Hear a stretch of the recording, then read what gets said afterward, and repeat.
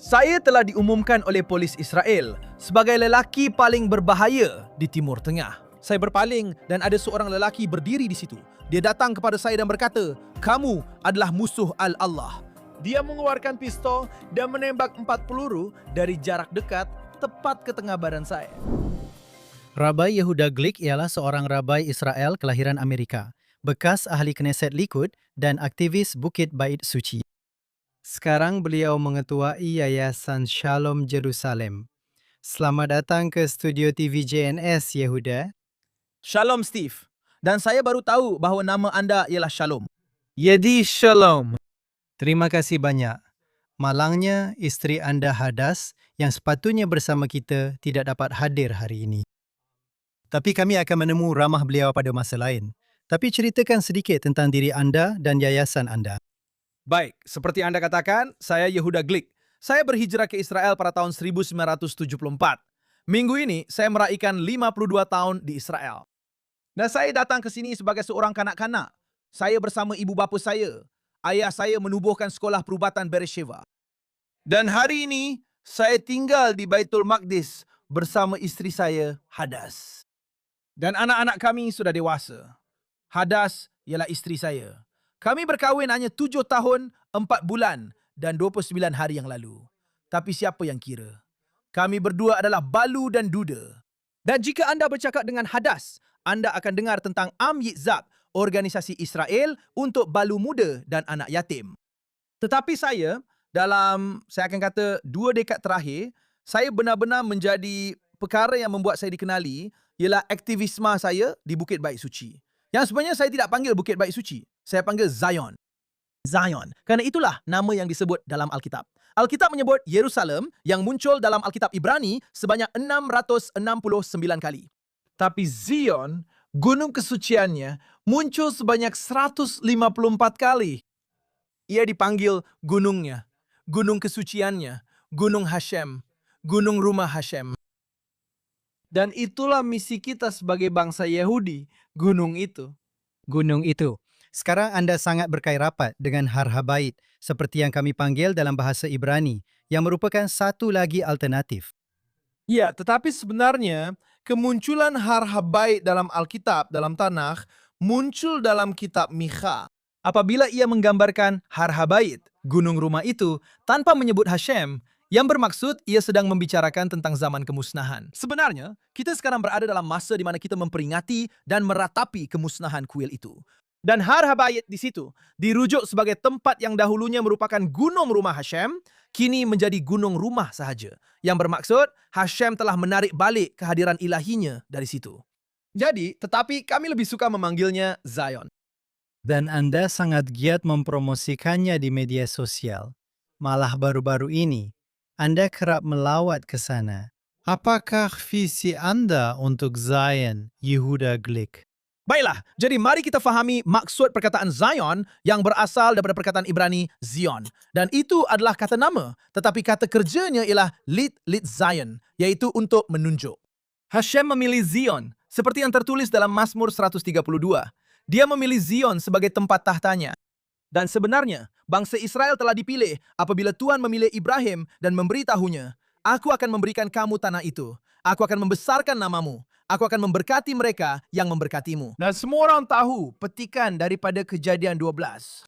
Tetapi dia berkata, tujuan utamanya ialah supaya kamu menjadi sumber berkat kepada semua keluarga di bumi. Dan di manakah itu akan berlaku? Ia seolah-olah bertentangan dengan Menara Babylon yang kononnya adalah sebuah rumah untuk mereka membesarkan nama mereka sendiri.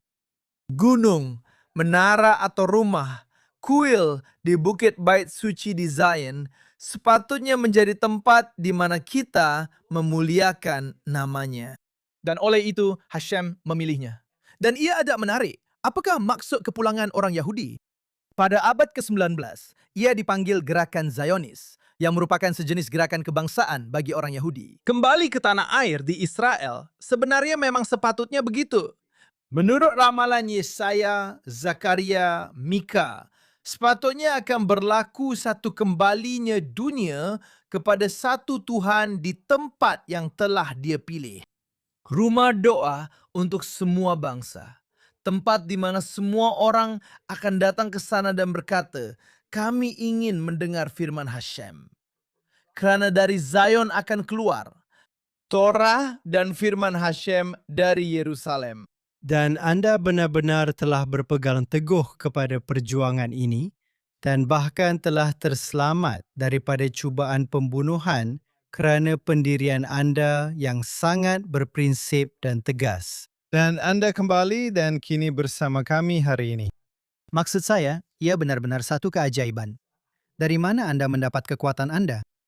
Biar saya mulakan dahulu dengan topik itu sendiri dan saya akan kembali kepada kisah saya sendiri. Kerana apa yang berlaku ialah selama bertahun-tahun kami sangat rindu untuk kembali ke Zion. Dan kemudian berlaku, saya boleh katakan, satu kemalangan sejarah. Pada tahun 1967, kami berada di bawah ancaman. Orang ramai berfikir bahawa negara Israel akan berakhir 19 tahun selepas penubuhan negara Yahudi pertama selepas 2000 tahun. Kami dikelilingi oleh 200 juta umat Islam yang bertekad untuk menghapuskan kami dari muka bumi. Kami hanya mempunyai populasi seramai 2 juta dan kami tiada peluang untuk bertahan hidup. Dan Menteri Luar kami, Abba Eban, merayu kepada dunia untuk membantu kami bertahan hidup. Dan beliau mempunyai rancangan lain. Dalam 6 hari, kami berjaya mengatasi musuh-musuh kami di semua sempadan kami. Dan tanpa sebarang jangkaan, tanpa sebarang persediaan, kami tiba-tiba berada di Zion, di Bukit Baitul Maqdis. Bukit Baitul Maqdis kini dalam genggaman kami. Tetapi, kerana tiada apa yang lebih kuat daripada seseorang yang sudah biasa melakukan sesuatu, kami tetap berkeras untuk berada di tempat yang salah di tembok barat. Tembok barat, yang mana setengah orang merujuknya sebagai satu-satunya atau tinggalan paling kuno dari kuil itu. Dan ayat itu memang 100% benar, kecuali untuk 4 perkara. Ia bukan tinggalan, ia bukan satu-satunya, ia bukan yang paling kuno, ia bukan dari sebuah kuil. Ia adalah sekeping kecil dinding barat gunung yang mengelilingi gunung itu. Dan gunung itu masih mempunyai keempat-empat dinding yang masih wujud hari ini, yaitu utara, barat, selatan, dan timur. Dan dataran tembok barat itu adalah sebuah dataran yang sangat kecil. Dan sebaliknya, daripada menggalakkan semua orang untuk naik ke tempat yang sepatutnya kita pergi, tempat yang telah lama kita rindukan, mereka menghantar kami ke dataran tembok barat. Dan dataran tembok barat pada masa itu sebenarnya adalah sebuah kawasan kejiranan Arab dan mereka membersihkannya serta membangunkan dataran tembok barat itu. Dan mereka sebenarnya berkata, semua orang, inilah tempat yang kita akan pergi, tembok ratapan. Tetapi ini bukanlah tempat yang kami rindukan. Kami sebenarnya merindui Zion. Tempat di mana Hashem memilih untuk meletakkan kehadiran ilahinya. Sebuah tempat yang 30 kali ganda saiz dataran tembok barat, yaitu gunung itu. Tetapi kami tetap berkeras untuk tinggal di tempat yang kami sudah biasa. Dan apa yang berlaku ialah, orang Islam di atas sana menyangka kami telah menyerah impian kami selama 2000 tahun. Dan mereka yakin bahawa tempat itu hanya milik mereka sahaja. Tetapi keseluruhan idea kepulangan bangsa Yahudi ke tanah itu adalah untuk menumumkan kerajaan Tuhan atas seluruh dunia. Dan gunung itu menjadi rumah doa untuk semua bangsa. Dan seruan ini telah diabaikan selama bertahun-tahun. Saya ingin kembali kepada Anda kerana saya ingin tahu dari mana Anda mendapat. Sekarang saya akan sampai ke bahagian itu. Baiklah, sekarang, di mana kisah saya bermula? Saya telah naik ke Bukit Bait Suci selama 40 tahun. Tetapi, pada mulanya ia hanya sekali setiap beberapa bulan. Saya mula naik ke sana 20 tahun lalu. Ada perubahan besar dalam hidup saya, sebenarnya ia berlaku pada tahun 2005. Saya seorang penjawat awam dalam kerajaan Israel. Saya adalah pengarah daerah selatan di Kementerian Penyerapan. Dan Perdana Menteri Sharon telah mengemukakan rancangannya penarikan diri dari Gaza. Saya bertanggungjawab ke atas seluruh selatan Israel dari segi immigration. Dan saya pergi kepada kerajaan dan saya berkata, saya tidak boleh terus berada dalam kerajaan ini yang membahayakan penduduk selatan. Dan saya meletak jawatan dan saya adalah penjawat awam berpangkat tertinggi yang meletak jawatan dari kerajaan kerana penarikan diri itu. Kemudian saya ditawarkan pekerjaan sebagai pengarah Institut Bait Suci. Dan kemudian ternyata saya mula bekerja di kota lama Baitul Maqdis setiap hari. Jadi saya mula naik ke Bukit Bait Suci setiap hari. Dan apa yang terbuka di depan mata saya adalah satu keadaan yang sangat menyedihkan. Bukan sahaja ia benar-benar kosong, malah terbiar. Mungkin kurang daripada 1,000 orang Yahudi setiap tahun, sepanjang tahun. Tetapi tempat itu penuh dengan orang Islam. Dan mana-mana orang Yahudi yang naik ke sana akan diserang. Ya Allah, Allahu Akbar. Dan mereka menendang kami ke bawah, menolak kami. Dan pelbagai benda dilemparkan ke arah saya. Kasut, kerusi, tomato dan macam-macam lagi. Dan saya memutuskan bahawa ini tidak boleh diteruskan. Begitu ramai, ratusan generasi Yahudi yang merindukan tempat ini tidak boleh diabaikan sama sekali. Dan saya telah menubuhkan pada masa itu, pada tahun 2009, Yayasan Warisan Bukit Bait Suci. Terdapat sesuatu yang dipanggil Yayasan Warisan Tembok Barat, tetapi tiada warisan untuk Tembok Barat. Tembok Barat adalah sesuatu yang baru. Bukit Bait Suci mempunyai yayasan warisan. Dan kemudian saya menubuhkan Yayasan Warisan Bukit Bait Suci. Dan saya berlari ke sana sini, dari bandar ke bandar, dari sekolah ke sekolah, dari rumah ibadat ke rumah ibadat. Kawan-kawan seperti yang saya katakan, kawan-kawan datanglah ke bukit ini. Polis di Israel tidak begitu suka perkara itu kerana mereka sudah biasa dengan hakikat bahawa orang Yahudi tidak datang ke sini. Sampai satu tahap, pada tahun 2010, saya telah diumumkan oleh polis Israel sebagai lelaki paling berbahaya di Timur Tengah. Anda boleh cari dan semak sehingga hari ini di Google, cari lelaki paling berbahaya di Timur Tengah. Saya satu-satunya yang diumumkan secara rasmi oleh polis Israel. Kenapa tidak? Bukan kerana saya melakukan apa-apa yang menyalahi undang-undang, tetapi kerana saya meyakinkan orang ramai untuk datang ke gunung. Saya membawa kumpulan demi kumpulan, semakin ramai. Dan Alhamdulillah, jumlahnya semakin bertambah dan bertambah. Dan pihak polis tidak suka perkara itu. Ramai juga Muslim radikal tidak suka kerana mereka fikir kami datang untuk mengusir mereka. Sebenarnya itu tidak benar. Kami di sini supaya tempat ini menjadi tempat yang inklusif. Tuhan adalah Tuhan untuk kita semua. Dan saya bukan sahaja menggalakkan orang Yahudi untuk naik ke gunung itu, saya juga menggalakkan orang Islam, Kristian dan semua yang percaya. Semua yang percaya kepada satu Tuhan. Tetapi ada satu masalah.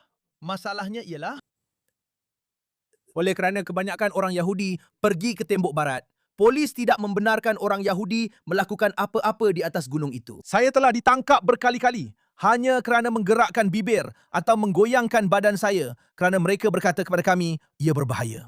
Ia akan membangkitkan kemarahan orang Islam dan mereka akan. Dan perlahan-lahan saya melihat orang Islam tidak suka hakikat bahawa kami semakin hampir ke satu tahap. Pada tahun 2014, seperti yang Anda sebutkan, saya menganjurkan satu acara besar untuk menghormati Bukit Bait Suci pada tarikh Maimonides pada abad ke-11, naik ke Bukit Bait Suci di pusat Bagan di pusat Megan. Ya, Israel kembali ke gunung itu. Itulah nama acaranya. Kami malah ada rabi di sana, orang Kristian di sana, dan orang Islam di sana. Di mana-mana, tajuk utama hanyalah Israel kembali ke Bukit Bait Suci. Kami ada ahli-ahli Knesset. Dan ini kali pertama secara terbuka, kami berdiri dan berkata, kawan-kawan, datanglah ke gunung itu. Pada akhir acara itu, saya sebenarnya telah ditemu ramah oleh seorang kawan saya dari Bilik Berita Nasional Israel, Arutz Sheva. Dia datang pada saya dan berkata, dengar sini, ini adalah satu acara yang sangat hebat. Saya harap semua orang di dunia tahu tentang perkara ini. Memang betul, beberapa minit kemudian, apabila semua orang keluar, saya juga berjalan keluar. Dan isteri saya sedang menunggu saya di dalam kereta. Dan saya membawa semua barang-barang yang berguna ini, saya letakkan barang-barang itu di bahagian belakang kereta saya dan saya berpaling. Dan ada seorang lelaki berada di situ, di atas motosikalnya. Dan dia datang kepada saya dan berkata, kamu adalah musuh Al-Aqsa. Dia mengeluarkan pistol dan dari jarak dekat, betul-betul dekat, menembak 4 peluru ke tengah badan saya. 4 peluru ke tengah badan saya. Saya cedera parah.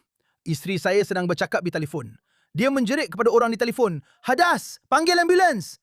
Mereka baru saja menembak Yehuda. 2 orang bersama saya, Maria dan Syairan, ada serangan pengganas. Dan lelaki ini melarikan diri dengan motosikalnya. Saya terhuyung-hayang beberapa meter dan jatuh ke lantai. Saya dibawa segera ke hospital. Sebuah ambulans datang dan mengambil saya dan membawa saya ke hospital Sharet Zedek. Sistem perubatan Israel telah menyelamatkan nyawa saya. 10 pembedahan dan banyak doa, berjuta-juta orang di seluruh dunia, Yahudi dan bukan Yahudi, yang berdoa untuk saya. Dan syukur kepada Tuhan, saya masih hidup. Tetapi saya tahu bahwa kita tidak boleh membiarkan keganasan untuk meraih kemenangan. Dan kita tidak boleh membenarkan. Kita tidak boleh membenarkan situasi di mana akan ada Islam radikal seperti di Gaza di tengah-tengah Baitul Maqdis. Dan oleh itu, selepas 1,5 bulan di hospital, 3 bulan dalam pemulihan, saya kembali ke gunung itu. Saya mula mengajak semakin ramai orang untuk naik ke gunung itu dan semakin ramai orang datang ke gunung itu. Apabila saya mula naik ke gunung itu pada tahun 1980-an, kami hanya ada 100 orang Yahudi yang mendaki dalam setahun. Dan hari ini kita ada 70,000 orang. Tetapi ini bukan sekadar perubahan dari segi jumlah. Pada mulanya, apabila kami naik ke gunung itu, kami dianggap sebagai orang yang pelik. Apa yang kamu semua buat di sini? Hari ini, ia sudah menjadi arus perdana. Orang Yahudi dan bukan Yahudi. Bukan itu saja, kami juga tidak dibenarkan menggerakkan bibir kami. Kami telah membuat perubahan. Pada tahun 2016, ketika saya menjadi ahli Knesset, kami telah mengubah dan mengharamkan semua organisasi Muslim yang dibayar untuk mengganggu orang Yahudi daripada naik ke gunung itu.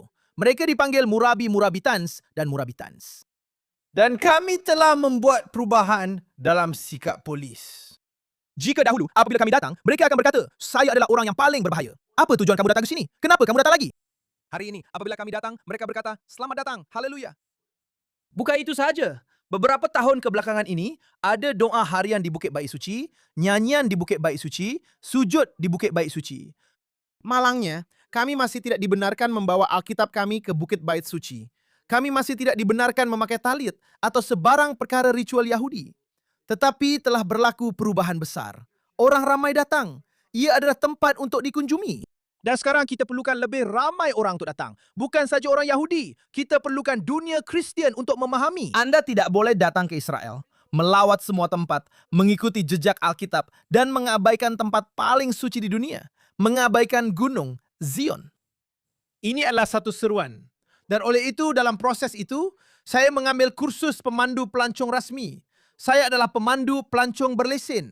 Saya membawa kumpulan naik ke gunung. Sesiapa saja yang ingin naik ke gunung, kami akan bawa mereka ke gunung.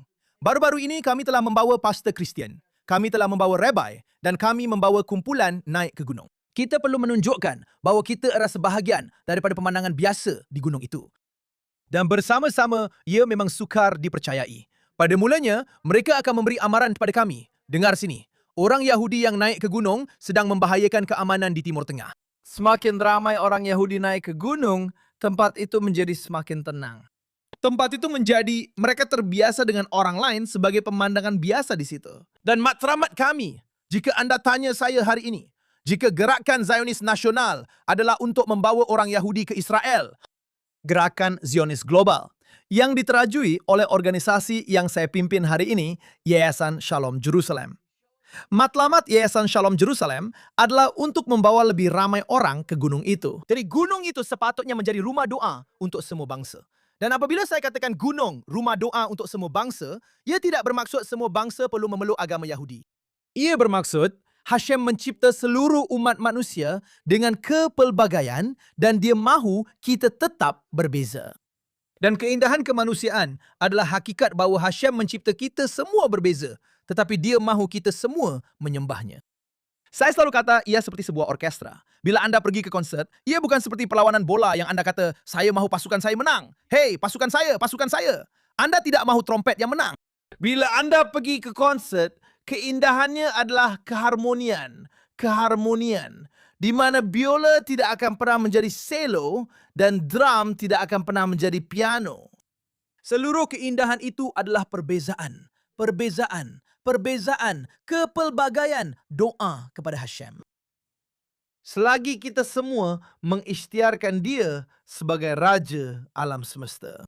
Kerana ini, seperti yang dikatakan oleh Yesaya, akan menyebabkan satu situasi. Semua bangsa tidak akan mengangkat pedang ke atas bangsa lain. Dan kita akan menukar pedang kita menjadi mata bajat. Bagaimana itu boleh berlaku? Kerana peperangan berlaku apabila kita sampai ke satu situasi di mana negara-negara saling mengancam, takut antara satu sama lain dan bersaing antara satu sama lain. Tetapi, jika kita semua berkhidmat kepada satu Tuhan dan kita semua di sini untuk memuliakan namanya, maka tiada sebab mengapa harus ada peperangan di dunia. Kita semua bersama. Kita semua adalah sebahagian daripada satu teka-teki besar. Dan itulah rahsianya. Oleh itu, ia adalah misi kita, bukan misi kita sahaja. Misi anda, sesiapa sahaja yang sedang menonton kami sekarang, datanglah ke Israel, datanglah ke Baitul Maqdis, datanglah ke gunung. Bawa kumpulan anda ke gunung, bawa gereja anda ke gunung, bawa sinagog anda ke gunung, bawa sekolah anda ke gunung. Kita boleh berdoa di sana hari ini. Kita boleh sujud di sana hari ini. Kita boleh datang dan meluahkan kasih sayang kita kepada Hashem. Dan kita boleh menjadi sebahagian daripada era bersejarah ini dengan menjadikan gunung itu sebagai rumah doa untuk semua bangsa dan membawa shalom sejati kepada dunia. Dan satu soalan terakhir jika anda izinkan saya. Kami, bangsa Yahudi, telah melalui pelbagai kejayaan dan tragedi, dan anda juga secara peribadi telah melaluinya. Selepas 7 Oktober, kini sudah lebih daripada 1000 hari. Adakah anda masih optimis tentang masa depan? Bagaimana anda melihat masa depan untuk orang Yahudi dan untuk Israel? Dan saya selalu kata, saya beli cermin mata saya daripada pakar optometri, bukan daripada orang yang pesimis. Saya pasti. Dan maksud saya, sejarah kita telah membuktikannya. Anda menyebut 7 Oktober, perang yang saya panggil sebagai perang pemisahan, perang Simchat Torah, perang di mana hari kegembiraan menjadi hari kemarahan, hari kemurkaan Hashem. Tetapi, musuh-musuh kita memanggilnya plat. Ia adalah satu banjir. Mereka mahukan banjir darah. Mereka mahu memusnahkan negara Israel. Syukur kepada Tuhan, selepas hampir 3 tahun, kita melihat secara ajaib kemenangan yang kita capai. Keajaiban yang kita saksikan dengan mata kita sendiri. Kita lihat bahawa kita boleh mengubahnya menjadi banjir doa, banjir harapan, banjir kasih sayang, banjir cahaya ke seluruh dunia. Dan saya pasti Seperti yang dikatakan oleh ketua staf tentera kita dalam perang 6 hari, Bukit Bait Suci kini berada dalam tangan kita. Ini berada dalam tangan kita. Kita yang akan memutuskan.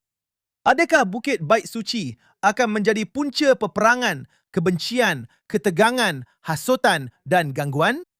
Atau adakah ia akan menjadi tempat kegembiraan, kerjasama, kolaborasi, doa, kesucian, shalom. Nama Tuhan, shalom. Anda tahu, dalam bahasa Inggeris kita kata peace. Dalam bahasa Ibrani kita kata shalom. Shalom itu lengkap. Ia bukan sekadar sebagian kecil. Ia adalah keharmonian. Dan by the way, dalam bahasa Ibrani, apa yang kita sebut keharmonian? Harmonia, istana Tuhan. Istana Tuhan adalah keharmonian. Dan saya pasti seperti setiap satu daripada janji para nabi telah pun ditunaikan, yang ini juga akan ditunaikan. Saya boleh meramalkan apa sahaja kecuali masa depan.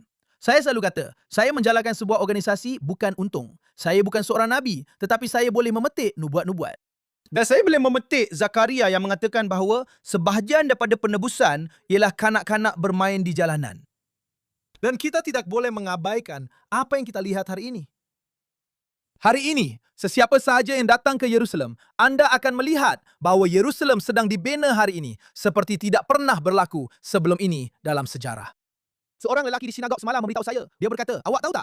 Kadang-kadang saya duduk dalam kesesakan lalu lintas di Yerusalem dan saya berkata, saya hanya akan keluar dari kereta saya dan saya akan melompat dari kren ke kren ke kren ke kren dan saya akan sampai ke rumah. Kerana bila awak pandang ke langit Yerusalem yang dipenuhi kren pembinaan. Yerusalem sedang dibina seperti tidak pernah berlaku sebelum ini. Didiami seperti tidak pernah berlaku sebelum ini. Dan misi kita adalah untuk menyisinya dengan intipati pengisytiharan kerajaannya ke seluruh dunia. Dan ia berada di tangan kita. Dan apabila kita melihat hari ini kerjasama antara orang Yahudi dan Kristian di seluruh dunia. Dan kita juga akan melihat orang Yahudi dan Muslim di seluruh dunia.